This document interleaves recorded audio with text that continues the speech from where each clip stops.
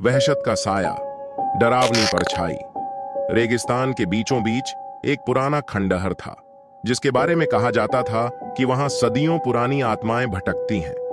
कोई भी उस खंडहर के पास जाने की हिम्मत नहीं करता था, क्योंकि जिसने भी वहां कदम रखा या तो वापस नहीं आया या फिर पागल हो गया। बाबर, एक साहसी युवक, इन कहानियों पर विश्वास नहीं करता था।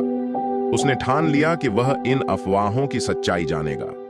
एक रात जब पूरा कबीला गहरी नींद में था, बाबर चुपचाप उस खंडहर की ओर बढ़ा। जैसे ही वह करीब पहुंचा, उसे हवा में किसी की फुसफुसाहट सुनाई देने लगी, लेकिन उसने इसे अपना भ्रम समझकर नजरअंदाज कर दिया। खंडहर के अंदर घुसते ही बाबर को दीवारों पर अजीबोगरीब अरबी अक्षर खुदे हुए दिखे। तभी अचानक एक जोरदार झटका लगा और खंडहर का दरवाजा अपने आप बंद हो गया। बाबर का दिल जोर जोर से धड़कने लगा। वह पलटकर भागना चाहता था, लेकिन तभी आत्माओं का प्रकोप अंधेरे में उसे लगा कि कोई परछाई धीरे धीरे उसकी ओर बढ़ रही है।